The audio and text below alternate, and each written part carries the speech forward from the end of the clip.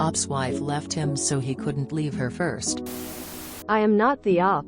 The op is you. Throw RA 8,424,209. Now deleted. And their posts were in our relationship advice. Trigger warning.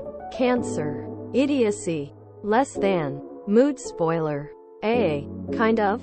Calm ending for op. Less than. Original post. Posted May 22, 2023. I met my wife. I'll call her Anna. During our first year of university. We dated through university and got married right after her graduation. Things were happy for about a while until Anna discovered a lump in her right breast. I encouraged her to have it checked out. She was reluctant to do so, but ultimately did because breast cancer runs in her family. And sure enough, that's what she had. The good news, if it can be considered good news, was that the breast cancer she had was extremely treatable with chemo and radiation. Based in her family history, her doctor also recommended a double mastectomy for her. This put Anna in a really dark place. I suggested she go to therapy, but she outright refused and said she never wanted to hear me suggest that again. So I did my best to be encouraging and supportive to her. I took time off work to be at every appointment with her. I took on 100% of the household chores, both inside and out. I did all of the shopping. I drove Anna everywhere she wanted to go. I planned out special dates for us. I gave her an hour-long foot massage every night. I literally did whatever I could. About 6 weeks into her treatment, Anna brought up the idea of going to stay with her sister Sarah for a week. This honestly relieved me, as I was burning the candle at both ends trying to accomplish everything, and I thought some time apart would help us both. 2 nights into her stay with Sarah, Anna called me and said she wanted a divorce. She said she had read a lot about men who abandon their wives when their wives get sick, and that she was determined to leave me before I could leave her.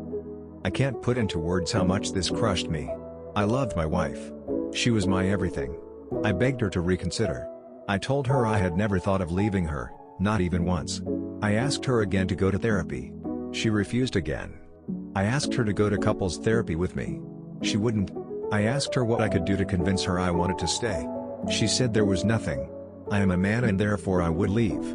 End of story. It took about a year because of where we live. Thanks COVID. But eventually everything was finalized.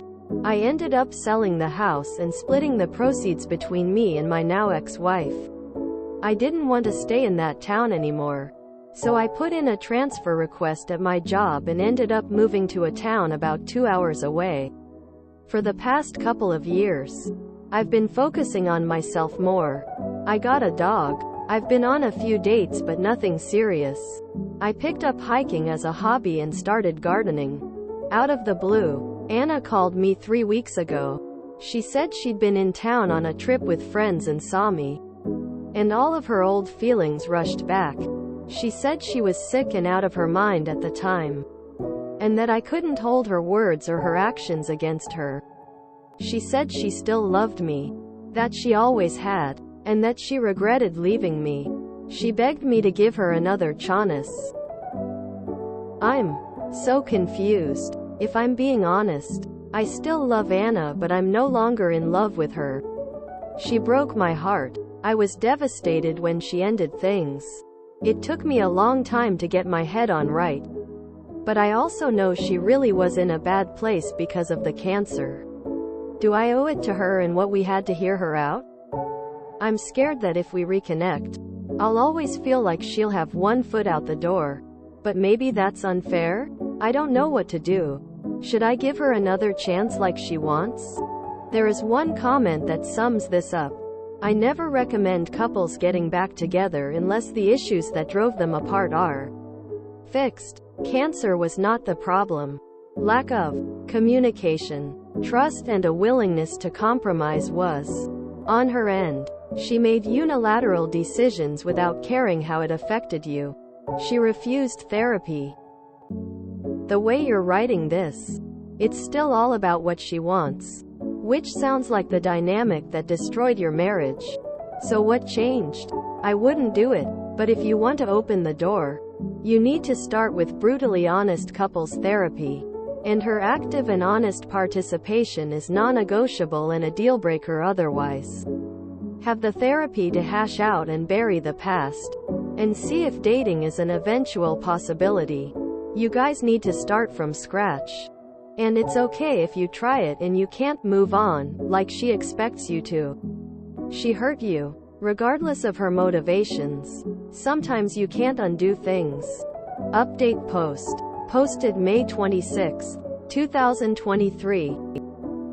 Firstly, I'd like to say thank you to everyone who left comments on my original post. I now know what people mean when they say, "Rip my inbox." I posted that and went to bed never expecting it would blow up so much. By the time I woke up, the post was locked. Not sure why, so I couldn't respond to any comments. But I read as many as I could, and tried to take everything into consideration. Many of you suggested I reach out to my ex-wife, Anna, for an in-person conversation. The overwhelming consensus was that meeting her in person would tell me all I needed to know.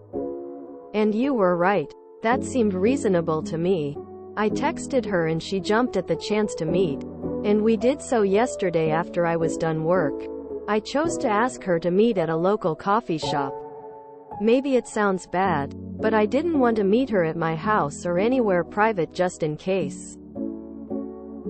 Anyway, Anna was already there when I got there. She got up and hugged me. I let her, but didn't hug her back. Then we sat down. I asked her to remain quiet while I talked and then I told her everything. I'm gonna sum it up here because I honestly don't remember everything I said. I think I talked for like 10 minutes solid while she just sat there and teared up. But I told her things like how much she had devastated me. I told her that I would have stuck with her through thick and thin. No matter what. I told her that I loved her. And that hadn't changed after her diagnosis or treatment plan. I told her that I was broken after she initiated the divorce. I told her how hard it was for me to pull myself back together. A lot of you pointed out that if Anna and I got back together, I should be worried about what she would do the next time she got sick or if I got sick. And you were right. So I told her that too. And she got mad and interrupted me at that point.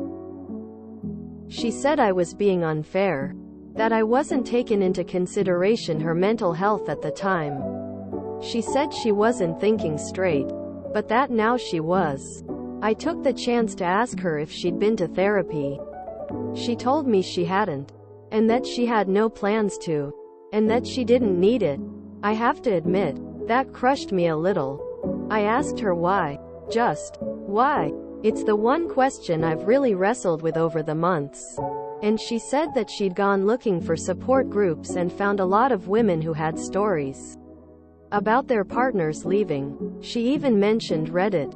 Funnily enough, she said she talked it through with her sister, Sarah. Anna said that Sarah, to her credit, had tried to dissuade her from divorcing me. But that between social media and some of Anna's friends, Anna felt like she had to go through with it to be seen as a strong woman. That is word for word what she said to me. I don't remember anything else exactly, but I will never forget that. She broke my heart and threw away our relationship because somehow in her mind that translated to being strong. She then started trying to tell me we could get back together again. But at that point I just told her flat out that wasn't happening. What it comes down to for me is that I just can't trust her. I would always be worrying about the same thing happening again. She cried a lot and tried convincing me for a little while. When I got up to leave, she threw her iced coffee in my face and stormed out. So yeah, we're definitely not getting back together. I have the closure I always wanted. I wish it felt better. I've been dwelling on it for the past day and a half. I keep wondering if there's something I could have done better, some way I could have saved our relationship. But I know there's not. I've blocked her number. I kind of hope I never hear from her again. This is flared as concluded since they're not getting back together. Reminder, I am not the op. You aren't taking my mental health into account, but I refuse to do anything about my mental health. Okay, soldier. When I got up to leave, she threw her iced coffee in my face and stormed out. Nothing says, "Let's get back together," like a little assault. The immortal words of Leonard Cohen. All I ever learned from love was how to shoot somebody who outdrew you. She sucks. Op is better off without. I don't need therapy. Person in desperate need of therapy. Anna clearly didn't give a damn about her marriage. If her own sense of being a strong woman was more important than literally everything else. This guy clearly meant it when he vowed, in sickness and in health, but it meant nothing to her. Glad he moved on. Needing to be seen as a strong woman. Imaginary opinions of imaginary strangers become more important than the feelings of your actual spouse. Anna, don't hold it against me. My mental health was bad. Oop. So did you get therapy for your mental health so it won't be bad?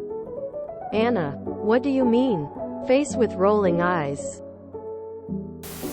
Seems like she is still trying to pretend she's the strong woman. Even in a random coffee shop with no one she knew. She had to save face by throwing coffee in his face to make it seem like he was the asshole. Jesus Christ, so many people would kill to have a devoted partner like Oop, and this silly woman threw it away. What a maroon. After all that, she chose to throw her drink in his face like he did something wrong? Classy. I suggested she go to therapy, but she outright refused and said she never wanted to hear me suggest that again. I asked her again to go to therapy. She refused again. I asked her to go to couples therapy with me. She wouldn't. She said I was being unfair. That I wasn't taking into consideration her mental health at the time. Well, someone wasn't taking her mental health into consideration. But it sure wasn't him. Anna is a selfish, impulsive person who refuses to take accountability for her actions. Even if she hadn't gotten sick. This trait would have reared its head eventually and come between them. The fact that she spitefully threw a drink in OOP's face because he wouldn't act like a toy she wanted to pick back up and play with again is a giant red flag. He's better off without her. She never really loved Oop emo. It sounds like all Oop is good for is satisfying what she wants out of life. It took her years and seeing him to finally remember she loved him so much. But if she really did love him that much, she would not have waited that long to reconnect. She didn't care about his feeling, only hers. Glad Op stood up for himself. Also, can't believe people actually throw drinks in people's faces in real life. This is akin to that woman who handed herself a free pass after having cancer and couldn't fathom her husband was leaving her. Oof. Damn, she's kinda really pathetic actually. I hope Oop has a fantastic life. And Anna has the life she deserves. I bet if the Oop got sick, she would have left him pretty quickly. She projecting what she would have done onto him. Damn. Anna had built up a script in her head and never deigned to listen to Oop or even her sister, telling her that this was a bad idea. She only listened to those who agreed with her that her ideas were good and she went with it.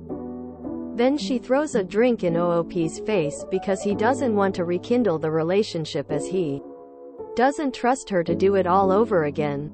How dare Oop reject her after telling him about her brave and strong choices? How dare he not think how well she thought that out? Yeesh. Anna sounds like the type to stalk Oop and tell everyone that she's right when Oop decides to date again. Because it's her reality over actual reality. If you enjoyed this video, please check out our playlists full of similar content. Epicaricast is like doom scrolling for your ears. Please like, share, and subscribe.